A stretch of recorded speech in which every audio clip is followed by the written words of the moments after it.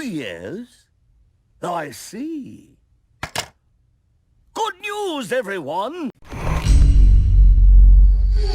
What's up guys, Sal here. So the Galaxy S21 series is one of the ambitious launches that Samsung has done, and all three phones are doing well in the market as far as reception is concerned. However, Samsung is also planning on launching the Galaxy S21 FE in a couple of months, along with the Galaxy Z Fold 3 and the Z Flip 3. The Fan Edition smartphones are usually the same as the original, but with some corners cut to keep the price down. Last year's Galaxy S20 Fan Edition brought a flat screen along with a plastic back, but considering how the base Galaxy S21 this year is already offering these things, I'm not really sure how Samsung will be cutting more corners. We already know what the device will look like thanks to the CAD renders, and it basically looks identical to the Galaxy S21. We also know the specifications of the handset, and it's also almost similar to the S21, except it offers a little bigger screen size and a little smaller battery. The one thing that we haven't heard so far is the price.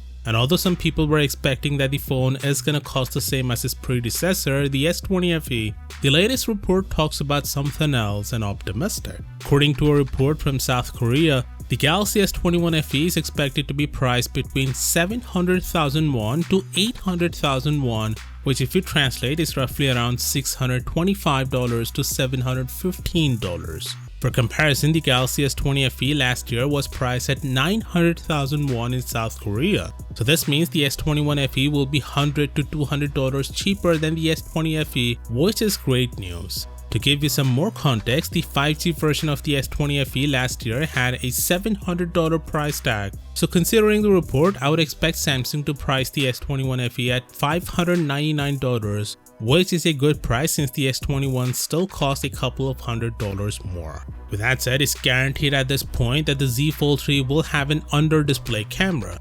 Universe is shedding more light on this. It says that the under-display camera tech on the Z Fold 3 is better than any other implementation seen so far. The light transmittance through the display onto the camera is actually more than 40%. He even mentions that the quality of the front camera is as good as the conventional front cameras. One of the ways Samsung is able to achieve this is by removing the polarizer layer from the top of the display and using a different layer that's multiple times thinner.